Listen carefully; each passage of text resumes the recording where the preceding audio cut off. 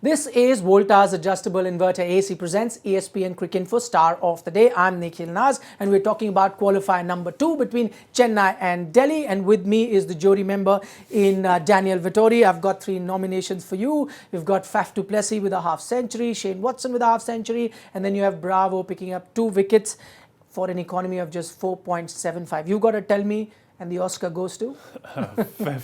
Faf du Plessis, but you make compelling cases for the other 2 as well.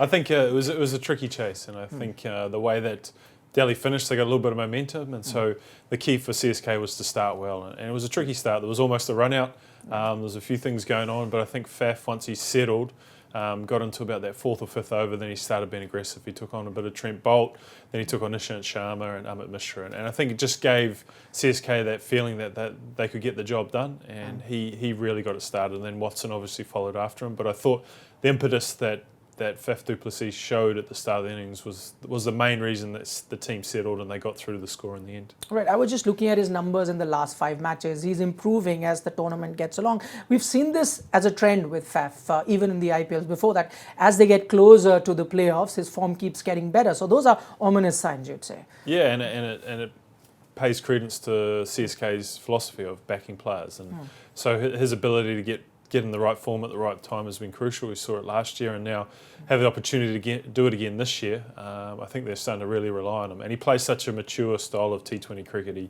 He settles himself in, gets in, and then attacks bowlers that he knows he can take on, and does it in quite a deliberate manner, and I think that gives the rest of the team confidence that they can get a big score. All right, can it be easy for a player like him? I mean, an experienced player like him who even captains an international team, because most of the time he's used to, getting off to a good start. Today, the conditions weren't really conducive. We're struggling at one time to get through that situation and then get those runs on the board. I think because they're only chasing 150, it made it a little bit easier, so he had that time and the ability to assess conditions. But I think that was the critical part of it. He assessed conditions and then worked out what the right scoring shots were, when was the right time to be aggressive, and it paid off and gave them the start they needed and gave them basically the reason why they won the game. All right, thanks so much for your thoughts. You were watching Volta's Adjustable Inverter AC presents ESPNcricinfo Star of the Day.